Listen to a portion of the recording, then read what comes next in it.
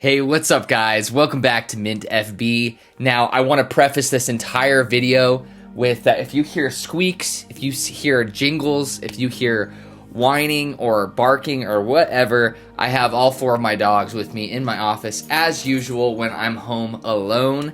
And so, I'm a dog dad. Sorry, that will just be happening. So, with that preface out of the way, today I am bringing you episode 2 of Mint Mumbles. So you guys really provided a lot of positive feedback with the first episode. I was actually quite shocked. It was kind of an experimental video, and you guys know me with this channel.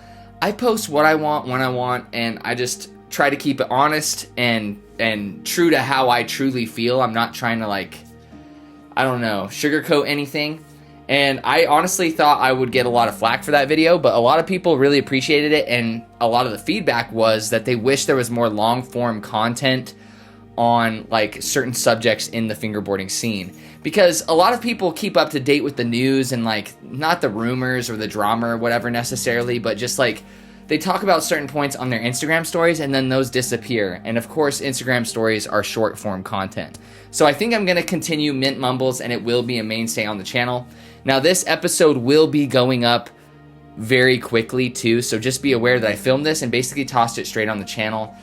Whereas a lot of my other videos, who knows when I filmed them. Some of them will be 3 months old, and I'll just toss it up on the channel. So sorry about the confusion and stuff, but with all of that stuff out of the way, basically, thanks for everything, and I appreciate you guys continuing to watch a mediocre fingerboarder like me.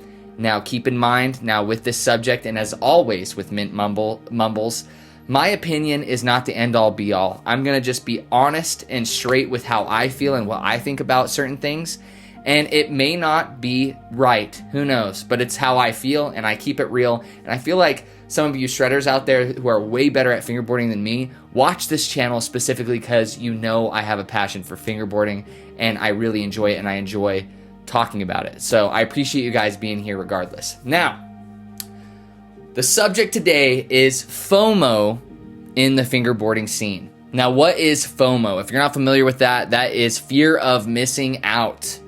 It's actually a technical term.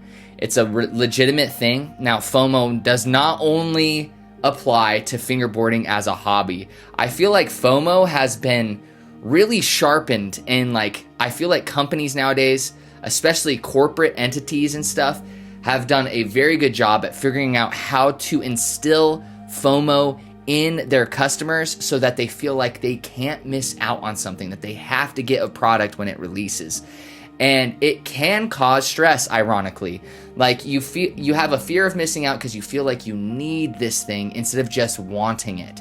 Now, this is apparent in the fingerboarding scene. Now, obviously, we're not dealing with corporate entities here. We're dealing with small companies who are just making cool shit. And I want to preface this as well, before we really dive into FOMO in fingerboarding, that I don't think this is the company's fault.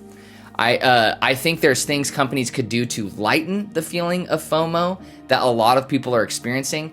And hit me up at MintFB on Instagram if you guys ever want to DM me. And I've talked with a lot of you guys, and a lot of you guys have actually mentioned this unprovoked to me, that you have had FOMO. It's hard to keep up with all of these drops and all of these different companies, and it stresses you out that you're not going to get your hands on something, especially with how quickly drops will sell out and stuff. So I know this is something that is prevalent with a lot of people that I personally interact with, and that's why I wanted to talk about this. Now, with FOMO, what can companies do to combat FOMO? I think first and foremost is re-releasing graphics on a more consistent basis. I think a lot of people that I've talked to, they're like, I have to get this graphic, me included. This has happened to me in the past. I'm not really into hype brands and stuff of that nature missing out, but I am into this graphic really speaks to me. I've got to get this. I don't want to miss out on this, because very rarely will graphics return, to be straight up honest. I think that's one thing that companies could do more often, but I also know that companies don't want to just rest, especially artistic companies, fingerboard companies. They want to make new shit, and they want to make it consistently, and they want to try new things, because that's what sets companies apart. But at the same time, I think that original graphics could just be always available, or like really popular graphics can be brought back on a routine basis while communicating that they will be brought back at future instances. So I think that's the second thing companies can do too, is when they drop graphics, they need to be very upfront. Hey, this is going to come back sooner. And I think a lot of companies do this too. I'm just saying these are things from a customer's perspective that would help with the feeling of FOMO. But also, we're dealing with companies that are very small, and rarely are they more than one person even at that point. So I understand that it's not the company's fault at the end of the day that they're making cool shit that people want and they feel like they can't miss out on. I think that also the third thing that companies can do are do frequent drops, where there's not just one drop and then like a month or two wait and then another drop. And I feel like companies are sharpening their skills to the point where they're dropping pretty much regularly, multiple times a month. Most of them that I follow at least twice a month. And I think that's great. But at the same time, I feel like there's other things that can create FOMO and problems too. I feel like companies either go the made to order route, where you order it, they start making it, and they ship it out in about 2 weeks after the board is made. Or there are companies that are making them pre-made and then selling the stock that they made and released, which I personally prefer stock that's already made and then released and put on the site. But I know that that is more subject to increasing FOMO, feeling like, oh crap, there's a limited quantity. And you guys heard me talk about, it'll probably be the video right before this one, and I promise Mint Mumbles will not be coming out this often unless you guys really want like more frequent Mint Mumbles content. Let me know in the comment section down below. I enjoy them, straight up. You guys know I like to yap and I rarely shut up. So I feel like with that limited stock and the video before this one, my first really like experience of FOMO, like really insane FOMO and missing out, was Relic with their mint green, their Torment colorway wheels. And you guys saw the unboxing and how stoked I was. And that's the first time that I was really like poised for a drop and saw how quickly it sold out. And Brogan's a nice guy. He's super cool, super chill, super supportive, and it's no fault of his own. It's just he's making product and selling it when he can, and it's not his fault that everyone wants a piece of it, because it's a good product. It's my favorite wheel in the fingerboarding scene. There's some wheels that come close, and I promise I'll do the updated wheel reviews soon. I will. I know that you guys have been asking for that. It's on my mind, but again, I just post whatever I want when I feel like it. And so I understand that having pre-made stock can lead to more FOMO too. But I mean, is that the company's fault? No, I think that's kind of responsible in a way sometimes, because you see these made to order companies get overwhelmed with too many orders and they get so behind. And I've already put some companies on blast where I feel like it's approaching scam territory, where it's taking literal years to get orders or over 6 months to get orders. And I just think that's unacceptable. So I think the prepared route is the better route than made to order. But let me know what you guys think, as always, with anything I'm saying in the comment section down below, especially on these Mint Mumbles episodes, because I don't want to just be in an echo chamber. I want to hear your guys' thoughts. Keep it civil, keep it respectful. There's no right or wrong answers. I think FOMO is a very complex thing. So hopefully you guys understand how I feel on the company's responsibility for things. I honestly think it's just the customers.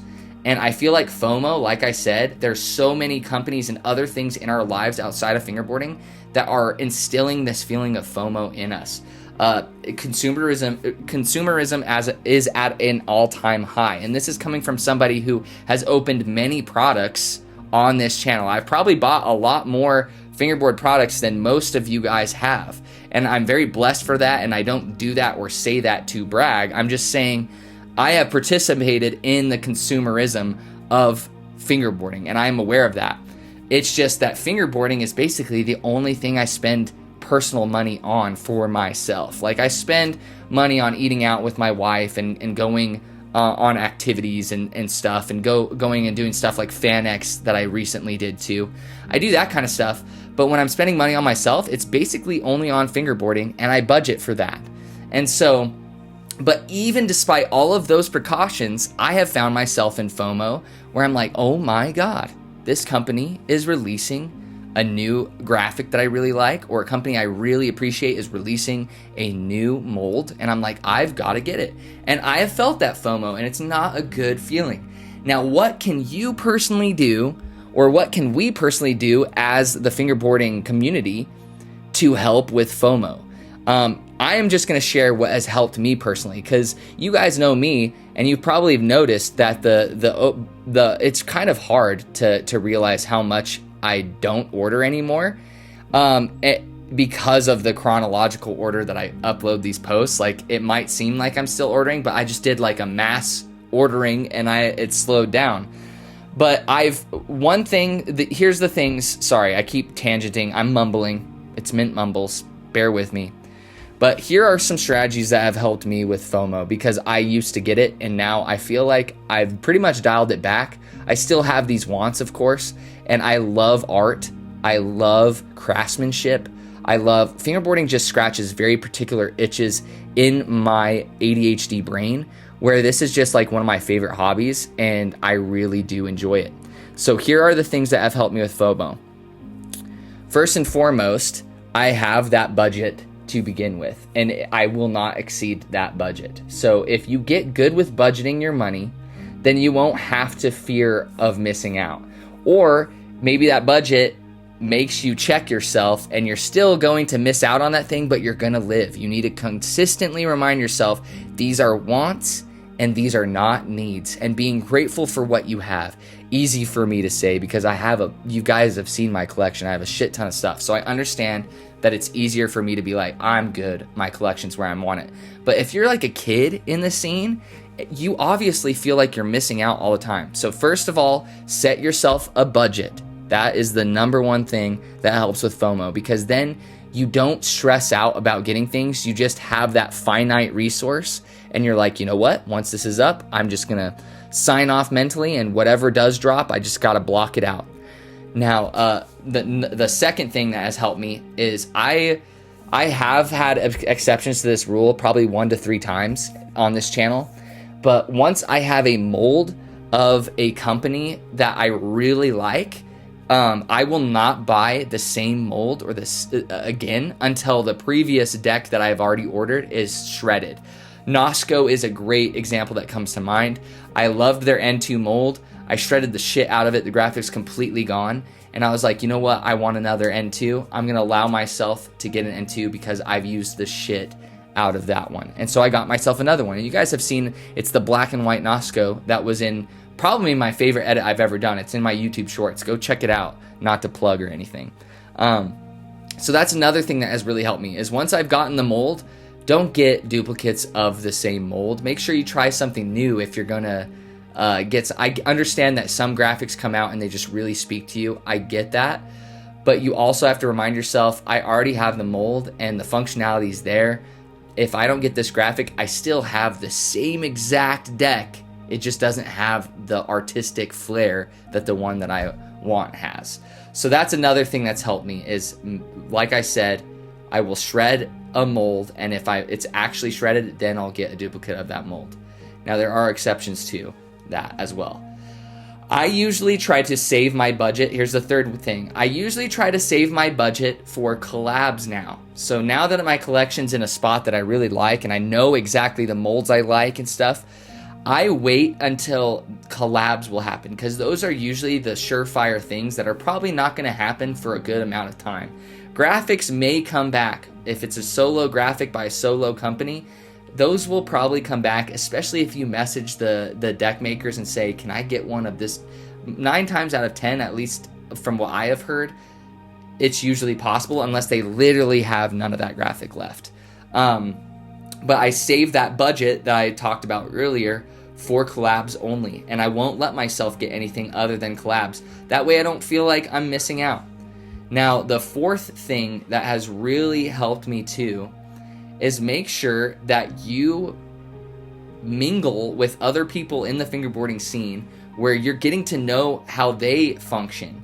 Steezy FB, you guys have seen him a lot on this channel. I talk about him a lot because he's a local shredder of mine. Me and him I hang out all the time for the past few months. It's been awesome. He's moving away. I'm super sad about it, to be completely honest. But he's a great example to me of someone who gets a board from his sponsor, literally shreds the hell out of it until it has no graphic, it's got razor tail, it's falling apart, and then he'll finally get another board and finally get other things. He's like a very good minimalist, and being around those people really help with FOMO too, because you're like, they're loving it.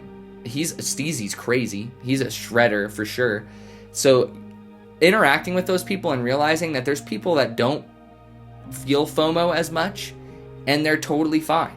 And those are good influences too. And I know that there's a lot of people like Steezy, and then there's a lot of people on the other frame, previous me included, who felt like, oh man, I've got to get this new thing. I got to get this new thing.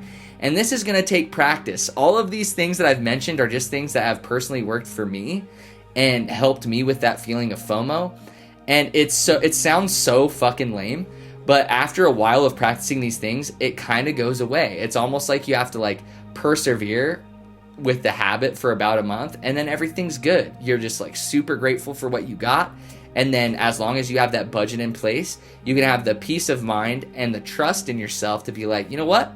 There's a collab that I think is hella tight. I'm going to grab that, and I'm not going to have that feeling of FOMO after my budget's gone because I got something really cool.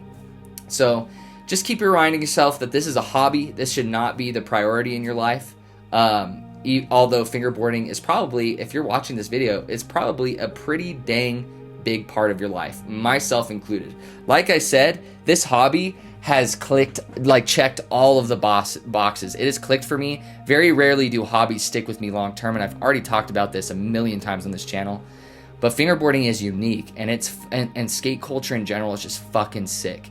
So pour your focus or redirect your focus on getting these sick drops to just consuming sick content. I think content really helps. I feel like finding someone who just always consistently posts great clips on Instagram or great long form videos on YouTube, find those people, acquire a nice little collection, and when you're feeling the urge to like the fear of missing out, when you're going through FOMO, just go consume something that will distract you and redirect you. Maybe you guys are different and that'll just get you in the mood to get something even more. But usually when I'm consuming like clips and content, it just makes me want to fingerboard. And when I start fingerboarding, I'm just like, man, this deck is fucking sick. I'm so glad I have this. And the FOMO goes away. So I don't know if I'm making any sense whatsoever, but I figured I'd talk about this because I don't think I've ever heard anyone talk about it publicly about FOMO outside of Instagram stories. And even then, I think I've only seen one or two. So let me know if you guys have experienced FOMO before, and even if it's outside of fingerboarding too.